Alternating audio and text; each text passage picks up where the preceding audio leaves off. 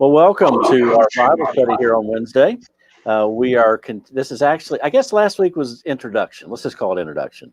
And this is part one of our study, and we're using the book that you see the graphic right there, entitled Flannel Graph Jesus by Phil Ayers.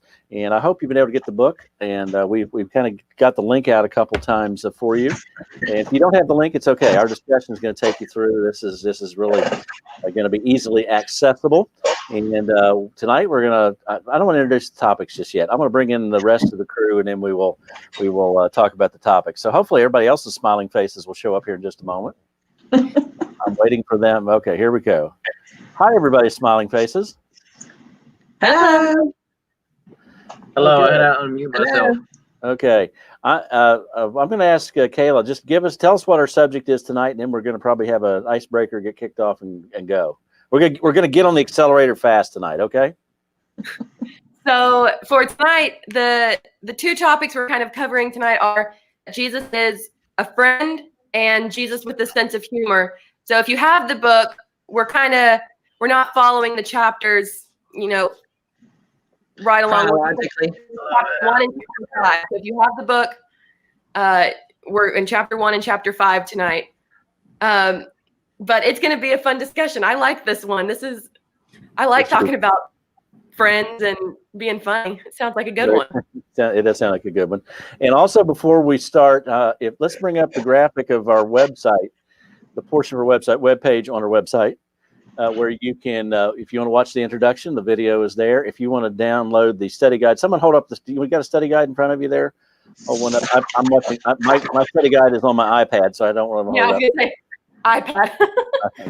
I guess I should have called it my iPad, but anyway, so you can call that through, and maybe you want to share this. Maybe you want to watch the video later and have the study guide with your family or whatever.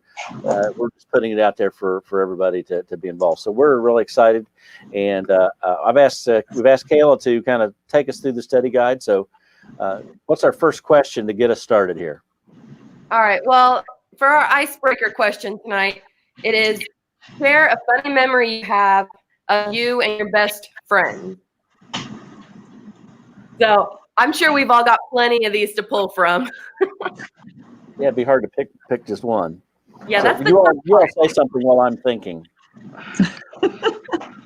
Well, isn't it funny? Well, at least for me, when I read the question, why is it that our minds go back to when we were like teenagers? I don't know. I mean, That's what mine did.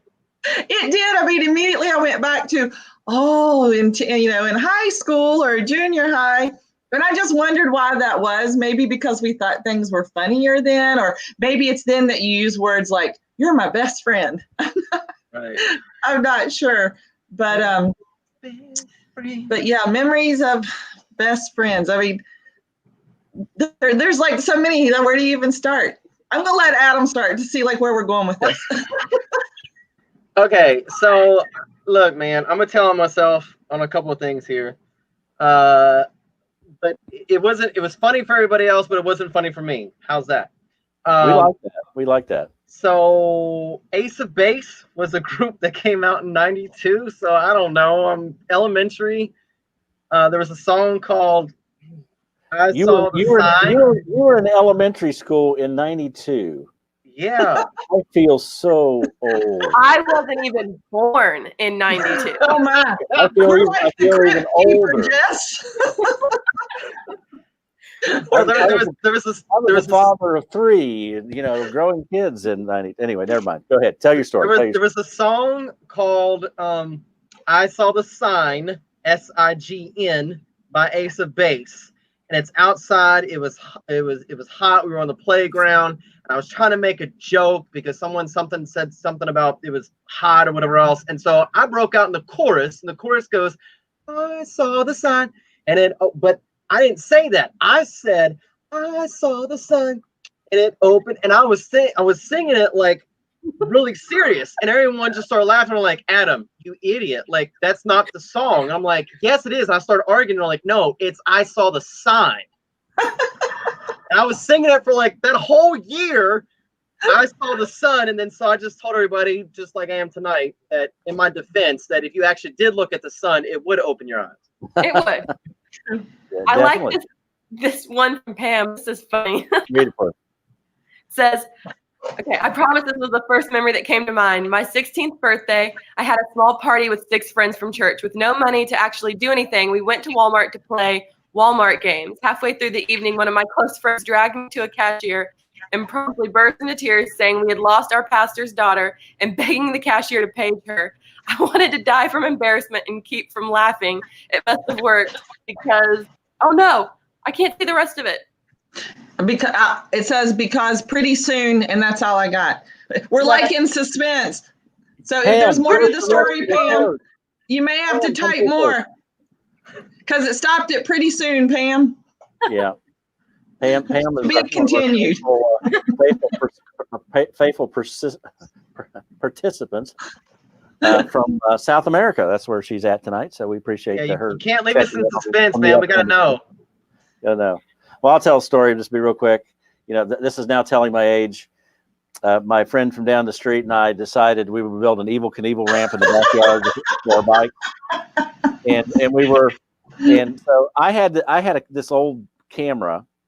It was an old Polaroid camera, and so I decided since I had the camera, I would take the picture of the jump, and he would jump on the bicycle.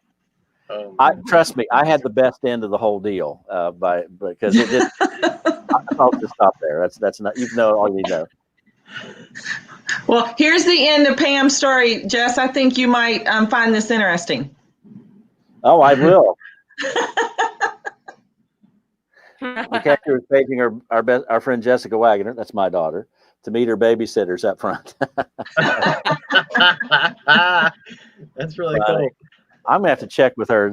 I'm sure she remembers that story very well. All right. Okay. Well, we're talking about that. Did everybody have a chance? I think we all had a chance, right? Mm-hmm. So let's get into our, and maybe you've never thought of this concept before. And I remember being confronted with it some years ago. That Jesus, just like us, he had a sense of humor, he had fun. And Adam and I were talking earlier today in the office about you can take the stories of Jesus and imagine them. Like when Peter was walking on the water to come to Jesus, remember, and then he saw the wind and he starts to sink and he says, "Lord, save me." And Jesus reaches out. Did Jesus reach out and say, why did you doubt? Like real dour and sour? Or did he say, sort of laughing and chuckling, why'd you doubt? You almost made it, So the language does not convey the emotion. And based on our mindset, we tend to overlay our emotional template over what we imagine. But I think these 13 guys, the 12 disciples and himself, I think they had some fun. Yeah, it was hard work, serious. We know all the seriousness of it, but I think they did have fun. So let's get started. Go. Well, Adam, if you want, we're going to go ahead and we'll start by kind of reading the verses that we want to cover tonight, which is John 15, 11 through 15. So if you wouldn't mind reading that. Cool. All right. So Jesus says, "I have told you these things so that my joy may be in you and your joy may be complete. This is my command. Love one another as I have loved you. No one has greater love than this, to lay down his life for his friends. You are my friends if you do what I command you. I do not call you servants anymore because a servant doesn't know what his master is doing. I have called you friends because I have made known to you everything I have heard from my Father." So what's neat is right in these verses, we get right into, we see Jesus' joy in verse 11. And we know that since Jesus was perfect, he had perfect joy. Having joy, you can keep that happiness and that sense of humor, no matter what your circumstances are. And Jesus was able to do that. And then we go into right as Jesus as an amazing friend. There is no greater love than to lay down your life for your friends, and Jesus proved that. He did exactly that for us. So he was not only had perfect joy, but he was the perfect friend. And one of the verses that kind of tripped me up and might trip some people up was verse 14, where it says, "You are my friends if you do what I command you." So I kind of wanted to get your all's input on how you interpret that verse, because we know that Jesus has unconditional love, and it's not a conditional friendship. So I was kind of interested to see what your all's thoughts were on that. For verse 14, Yeah. you are my friends if you do what I command you. All right, so I think Jess is You know, muted. I just got unmuted. I had a cough coming, and I didn't want to cough in everyone's ear. You could read that conditionally. You know, if you're my friends, you are my friends if you do what I command you. If you do, the conditional part's sort of what throws us, but it doesn't have to be a conditional thing. It could be an additional thing. You're my friends, and the way you show it, the way we know it, the way we express it is you obey my commands. You follow him. And that's not the only place in Scripture where we have this indication that if we really want to express our love for the Lord, we will obey him. We will follow his leading. So I don't think it's like, unless you do this, no friend of mine. It's kind of, if you are my friends, if you do what I command you, that's how you're going to show it. That's how we'll know it. Perfect. Well, this leads us pretty well right into our first question, our first discussion question, which is, what makes someone a good friend, and what qualities does someone have that make them enjoyable to be around? So everyone, feel free to share your comments with us so we can get them up on the screen and read everyone else's thoughts too. But while we're waiting for that, I'll turn over to the panel here and let everyone answer what they think. Yeah, we do want your comments. And also, if you're watching in someone's watch party and not watching on the Mount Calvary Facebook page, we will be watching the watch party. We can't get them on the screen, but we'll read your comments as well. So we like comments. I would just start with this one. What makes a good friend? Someone that loves you no matter what.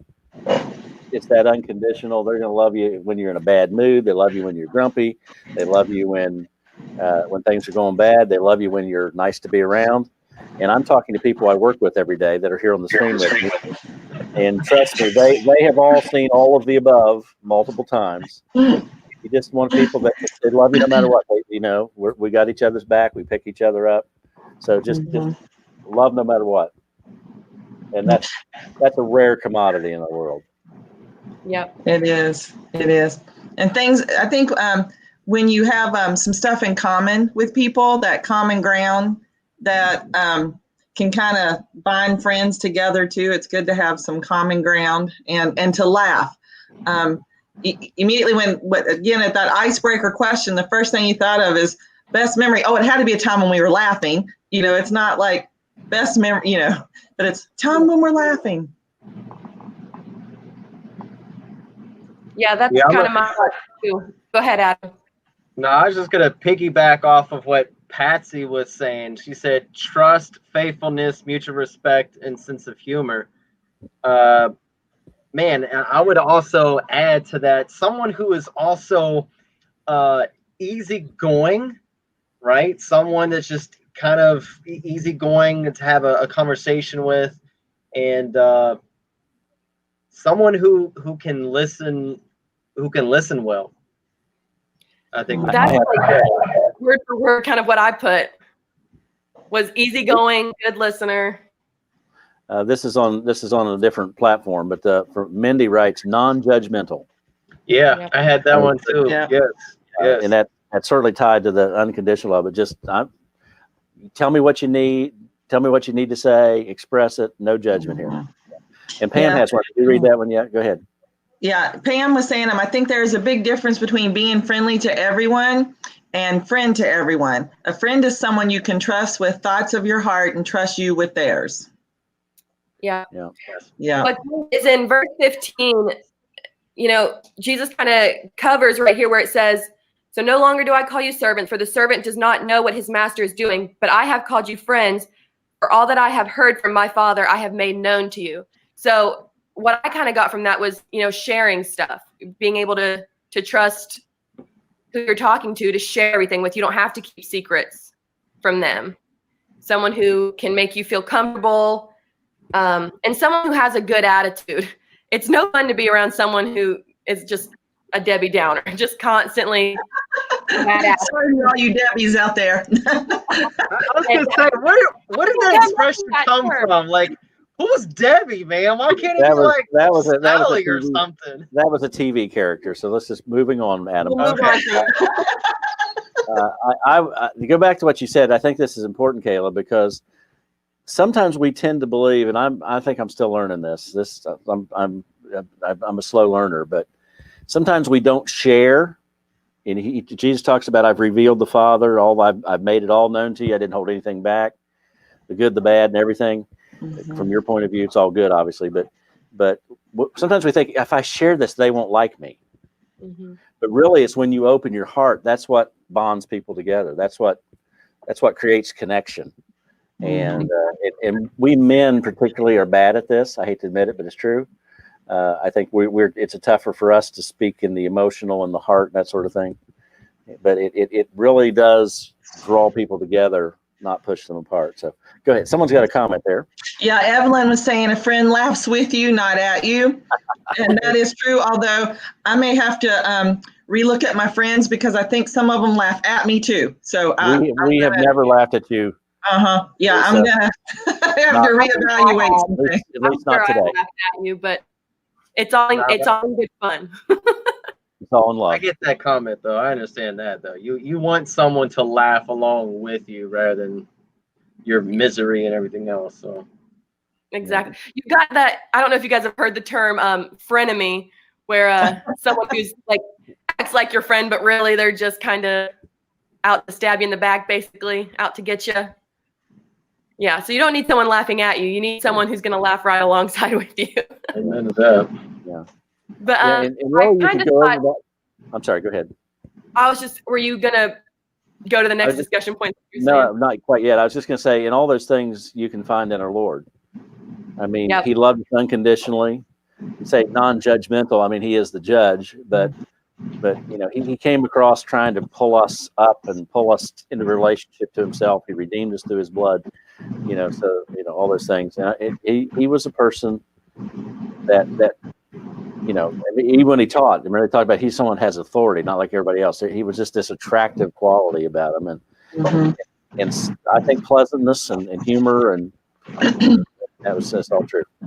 Yeah. Also, what kind of came to mind right now was, not only did He show He's the perfect friend by sacrificing Himself by dying on the cross, but His whole time on earth, He sacrificed His time and energy all into building relationships with people and completing His mission of bringing people to His Father. And that's interesting that you say that. You say sacrifice. Well, I mean, remember He's fully human and fully God. So from a human perspective, He would have also sacrificed His reputation. So if you've read the book and if you've read the book, the Word of God and so forth, you come to mind Zacchaeus. Zacchaeus is this tax collector, right? And so He didn't say, okay, Zacchaeus, do X, B, or X, Y, Z, A, B, C, do these things first, and then I'll become your friend, or then I'll come over your house. He befriends him first. So in essence, He sacrifices His reputation on the line first to become a friend to the one who did need a friend. Mm-hmm. Yep. That's really good sacrifice. Yeah, and I like how you kind of bring up, Jesus was fully human and fully God. And kind of as a little side note, I want to get your all's opinion on this. Sorry, I'm throwing a question at you I didn't prepare you for. But why is it that we think people get so uncomfortable or kind of offended by the thought of Jesus with, feelings, emotions, or as Phil mentioned in chapter 1 of the book, bodily functions? Why does that turn people off so much? I think whenever, if you picture Jesus as being totally human, it kind of it takes away our excuses to live up to what He asked us to be. Because if we see Him as superhuman, then things that He did, we're like, well, of course Jesus could make the decision to do the right thing, because we've made Him superhuman. But if we think of Him, at least this is what I think, if we think of Him as being human with the same emotions we have, with being able to be tired, with being able to make the choice of not to do something just as well as to do something, I don't know, it kind of takes that excuse away of like, oh, I can't be like Jesus. Yep. You justify it. Mm-hmm. Yeah, I like it made me laugh though.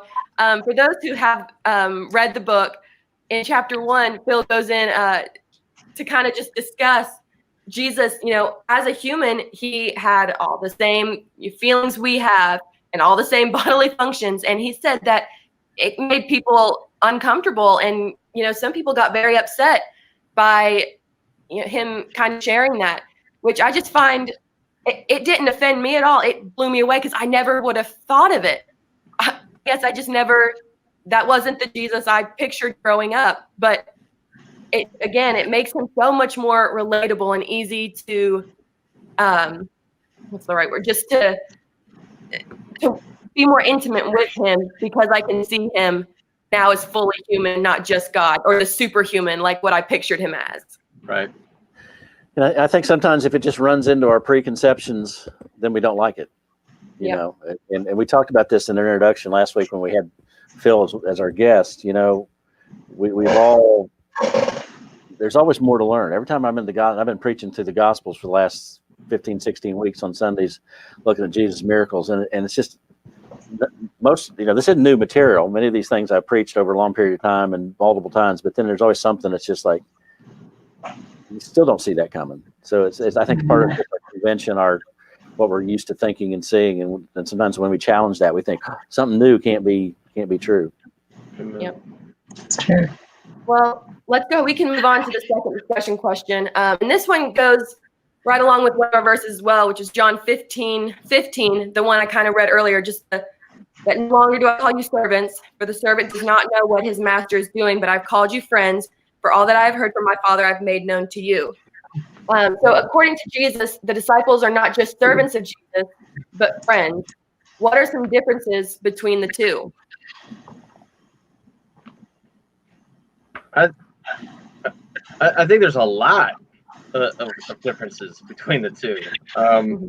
For starters, and I'm just thinking for the first part of this, I'm thinking strictly servant and friend. Okay, so a servant doesn't know the master's plans. They don't know what the master's plans are. They just, hey, come into this room, serve these people. Okay, great. They didn't know somebody was coming over for dinner. Like, there's certain things that a servant's not going to know, right? Whereas a friend knows everything the master has made aware to them. A servant obeys because they don't want to get in trouble, maybe, or they don't want to face consequences. But a friend obeys because they love the master and know his heart because of his intentions and will have been revealed unto them. Included. There's a million other things, but yeah, I'm going to come back. Included. A friend is included, whereas a servant is just there to serve a function. Mm-hmm. As a servant, you don't necessarily... Go ahead. As I say, by all rights, we should just be servants. And by all rights, we shouldn't even be servants. But he says, we've moved beyond that. I want you to be part and parcel. And you think of what little we know of what our future holds. He says, we're going to judge angels. We're going to rule with him. My brain can't quite get around exactly what that may mean. It's good stuff, and it's true. But we're called. Yeah. I think one place I see that is when he says, I believe it's in Luke, the account of the Last Supper. Jesus says, "I've desired with a great desire to have a meal with you." Yeah. I want you guys together. I want to be together. And I want to draw you in and include you. We also see in the text here there are three specific gifts that Jesus gives us. In verse 9, it says, "As the Father has loved me, I have also loved you. Remain in my love." So there's three statements. There's the gifts that he gives us. So it's my love, my command in verse 10, and then verse 11, he says, my joy. Those are three things that he's giving his friends, the people who know them, he has a relationship with. You're not going to find in a servant. Mm-hmm. Mm-hmm. So, very good. Yeah, my thought on it was, as servants or even as disciples, it doesn't necessarily mean you like the person. You don't have to, as a servant, Sorry, if you guys see me flash, I'm sorry. For some reason, this light in my house is just like blinking all of a sudden. Hopefully it'll stop doing that. Back to what I was saying is you don't necessarily like the person you're serving if you're a servant. It's just, you know, and even as a disciple, basically I kind of was trying to wrap my head around this question. I wanted to like get the full definition of disciple, which was basically, you know, just someone who's spreading your doctrine or what you believe to be true. And that has nothing to do with, you know, them being friends. I'm sorry, I'm not saying this right. All of a sudden, I got all thrown off by that blinking light, and it made me lose my thought. You're doing fine, Kayla. Keep going. I will say this, Kayla, on page 76 in the book Flannel Graph Jesus, for those of you who have it, I highlighted this because this was so profound. Phil, the author, is saying he was telling his disciples the purpose of his friendship with them, and so they will turn around and live the same way he did. He wants them to be a friend to the hurting, the humble, and the hated. His compassion for the lost is a template for the rest of us. And if we want to consider ourselves friends with Jesus, we are expected to live in the same way. I love how he stated that so profoundly. Yeah. I also think just one more thought, and then I don't want to monopolize here, but where he says, verse 15, this is now John 15:15. For all things that I've heard from my Father, I've made known to you. And if we could, I know God the Father, God the Son, is a relationship different than our families. But you know, there's some things that we would talk about as a family that we probably wouldn't talk to a greater group of people. Yes. If you bring people into your family business, into your family drama, family struggles, whatever it is, that says a lot about trust, and it says a lot about their value that you welcome them in. And it's not maybe the same thing exactly, but he brings us into this family conversation. He brings us into the family purpose, and there's a certain level of we could relate to that sort of an inclusion as friends. Yep. That's a really good perspective. Mm-hmm. I'm trying to. I had someone challenge me one time. You know, there's a song. First time I heard it was by Phillips, Craig, and Dean, and we've sang it before. I'm a friend of God, and someone and he challenged me. He said, "We're not friends of God. He's not like my best bud, my friend, whatever." And I understand what he's trying to say. He is God. He is superior. But the fact that it says in the text, the fact that he calls us friends is like mind blowing. You know, it's not like, don't ever call Jesus. I mean, he's a friend because that brings him down. No. That brings him way up in our thinking. And it says something about how great he is to include people like us at the end of the family. Exactly. All right. Well, going past that, we'll go on to question 3, which is, it says, we see in John 15:11 that Jesus possessed a great sense of joy. And since he is perfect, his joy is perfect as well.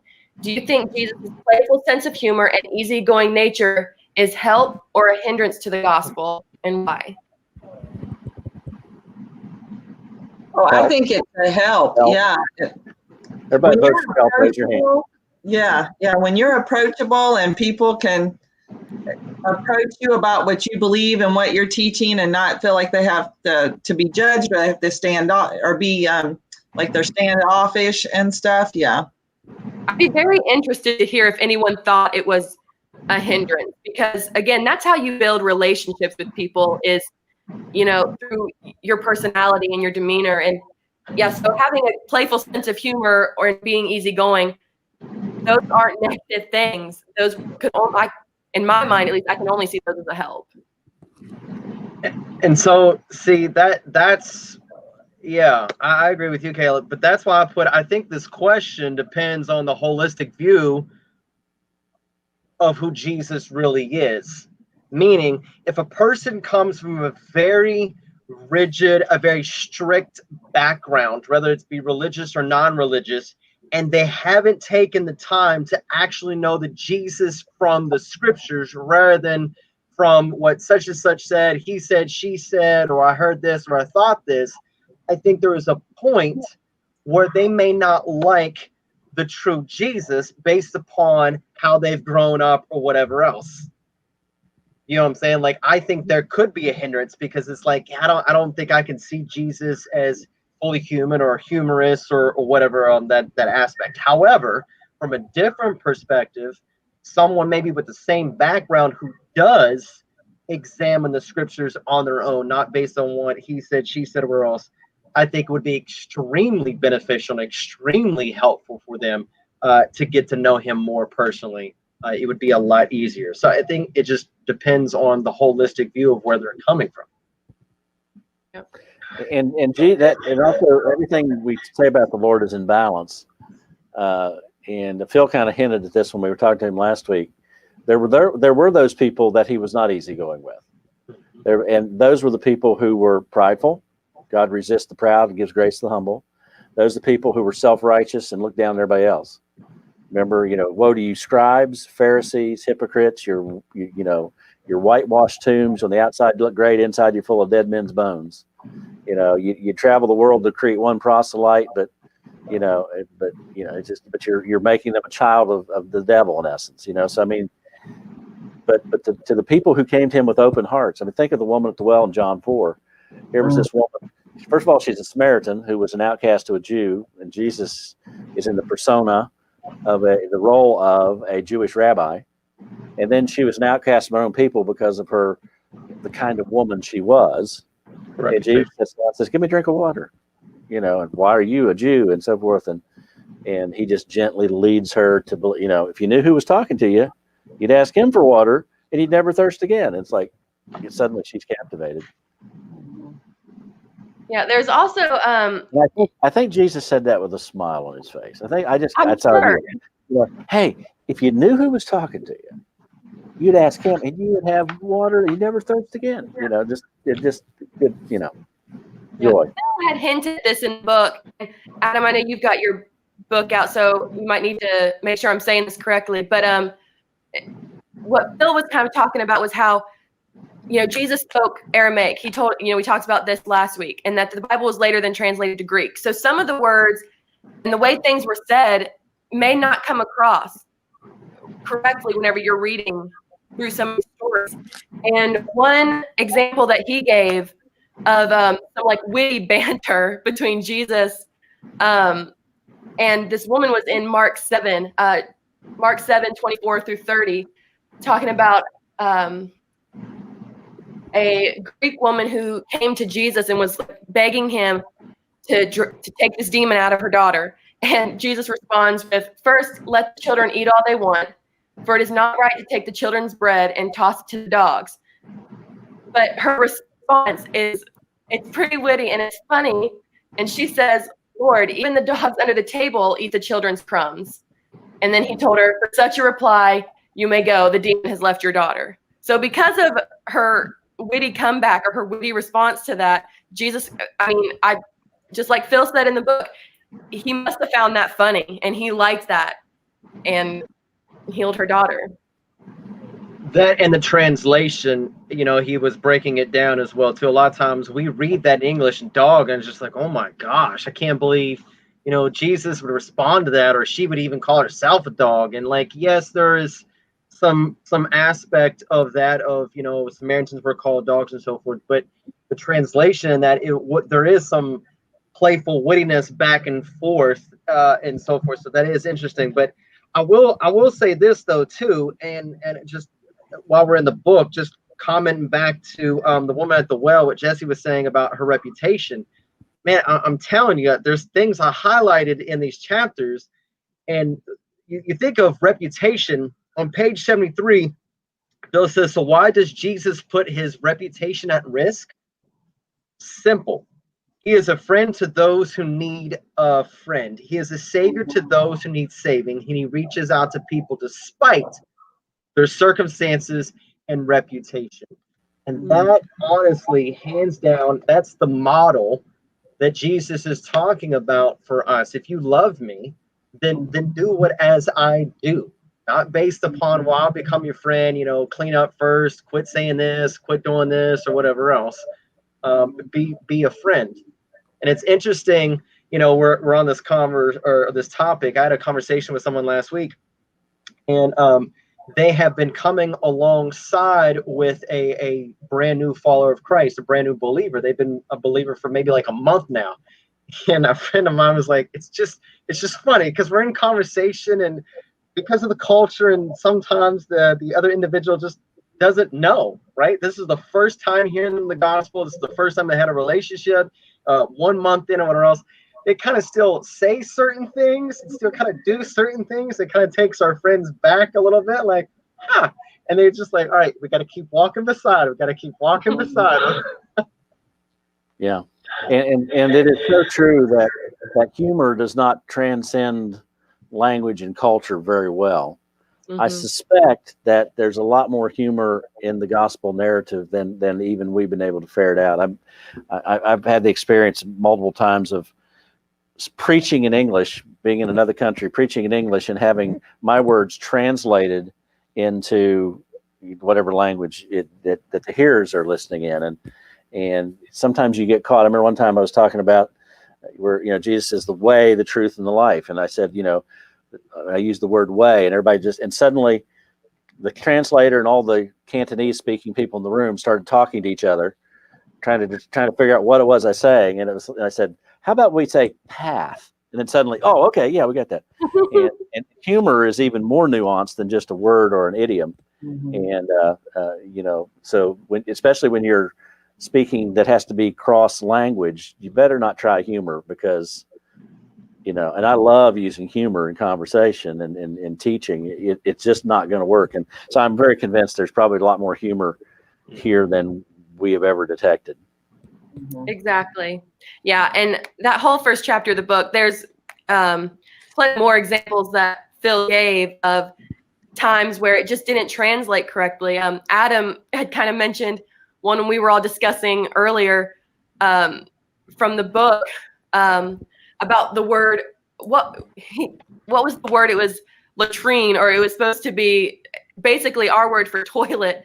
It's never going to come across right. Yeah. There's also another funny story, the one about Jesus pulling the money out of the fish's mouth that we read about in that first chapter as well. I mean, these are all just great examples of being witty and funny, not just trying to be stern or strict. And something that we kind of failed to mention, or I failed to mention earlier, was, not only were adults drawn to Jesus, but children were especially drawn to Jesus.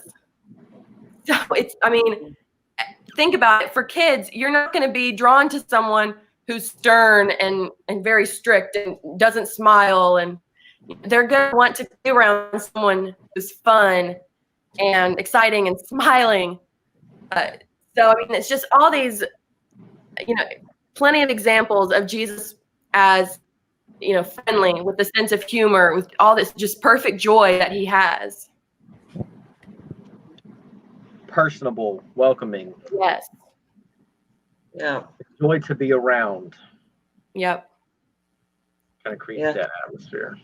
One of the things that kept coming to my mind today as I was reading and preparing this, I was telling everyone earlier when we were first logged on, is that Casting Crowns song, Jesus, Friend of Sinners, maybe as part of the next step too, maybe kind of listen to that song, and it really kind of gets your heart and mind set to what it means as Jesus to be friends of sinners and how we're to follow that example.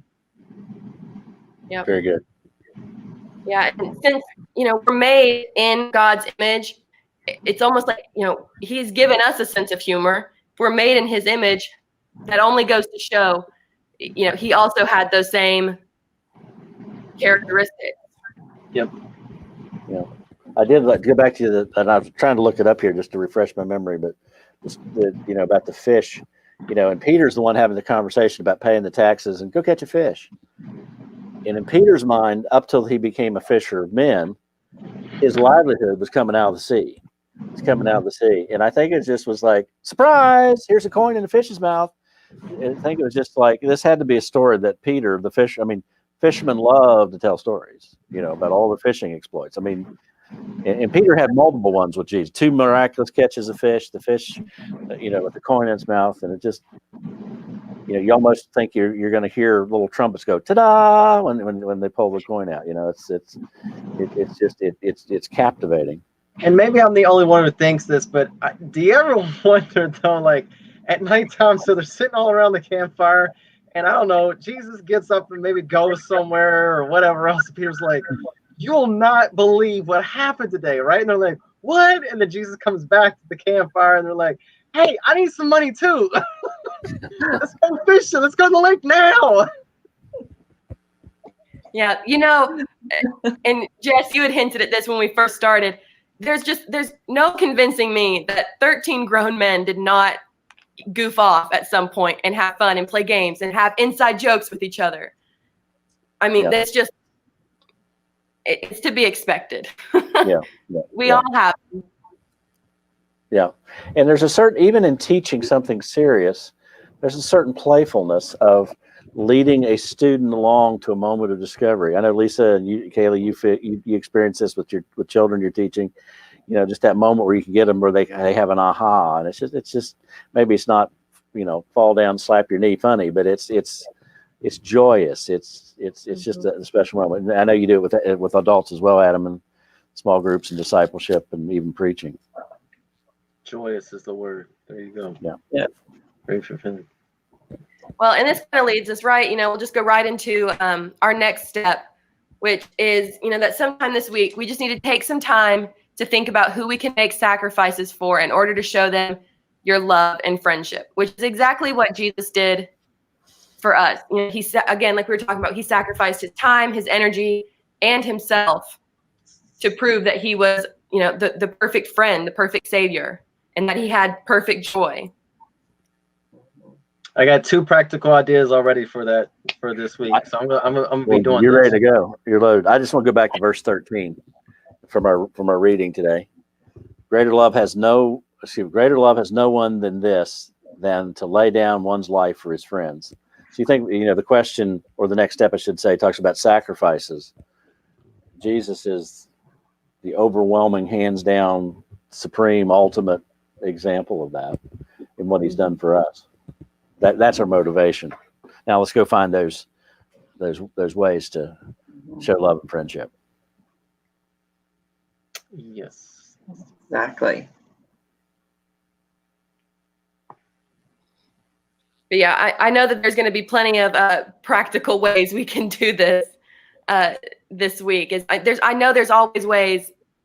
It's giving up of our time, especially. That's always a tricky one, is having to give up time in order to help someone else. Whenever you've got a whole to-do list you've got to do yourself. I keep thinking, I'm like, I've got all this stuff I've got to do before the baby gets here. I don't have time to do anything else. I've got to focus on this.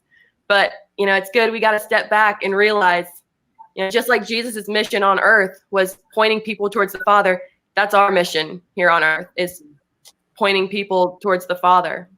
Yeah. Well, even in the story in John 4, I'm sorry, Jess. No, please go ahead. I love that the human side of Jesus comes out there too. He was tired and thirsty. Yeah. So that's why he was at the well. So even in his margin, even in his time of, I need a break for a second, the Samaritan woman comes and he doesn't just not talk to her like, well, I'm tired, I'm thirsty, I'm getting ready to go into the next city. He takes an opportunity to even in his downtime. And I think that specifically for our pastors, and, sorry, I'm just saying this because I know lots of times you guys are in your downtime, you're resting, but that doesn't mean the phone doesn't ring. That doesn't mean that you have to come out and, from leave your home and go and take care of the congregation then too. And what a good example. I mean, we saw that Jesus did that as well. Even when he was tired or thirsty, he took time to still be our savior, to be our help, to talk to her, to listen to her. Amen. Yeah. And most of the best opportunities to serve and to make a difference do not come at times we've pre-planned. Exactly. It usually is an interruption into our agenda. Mhm. Okay. Any other comment? That was our bottom line. So I think we've covered. That's the end of the study guide, right? I actually my iPad turned off, so I couldn't have the study guide. Yeah. Okay. All right. Well, very, very good. Well, thank you, Lisa. Thank you, Adam. Thank you, Kayla, for taking part, and thank you for jumping in with us. We enjoy having this opportunity to come to you and we stream this live 6:30 every Wednesday. And we hope you'll get involved with us. Could you bring up the website link there one more time for this particular study? And this is how you can catch up on the materials. We'll have a study guide for prior to next week's study, online video study, in advance, so you can get that and be reading. And also, we probably need to I know we put it on Facebook. We probably need to put the link to get the book on our website page as well. But it's this book we're using. Flannel Graph Jesus. You can just search for it on Amazon or wherever you get books. And if you want the audio book or the Kindle book, it's very inexpensive, and we think it'll be a good guide for you. And by the way, there's also in the back of the book there is a sort of a basic study guide, just some discussion questions, that sort of thing too. So it'd be great for if you're doing a Bible study with your family or your spouse or friends, or you have a group that you lead. There's some good material for you. So, okay, well, thank you all for joining us. Hope you have a great evening. We'll look forward to joining you for our next coming to you streaming live on Sunday, which will be at 10 a.m. on Facebook, or you can go, as you see down there right below Kayla, livenow.calvarywv.com, and it'll be right there for you. And we would love to. I'm looking forward to this week. I will warn you, full disclosure, this week will be challenging because Jesus really challenges us with some things from the Sermon on the Mount. So it's kind of be a follow on to what we looked at last week when we were talking about how do we handle people who are outside of the parameters of what they should be doing, the lawless, the violent. How do we react? And you remember the disciples said, should we call down fire? And Jesus certainly had a different approach. So this can be kind of follow on to that. So that'll be coming to you online on Sunday at U.S. Eastern Time, 10 a.m. And also, of course, in person, all three of our services. We'd love to have you come out if you're free to do that. So hope you all have a great night. We're going to sign off, and God bless you. And thanks again for being with us. Make sure to get the book.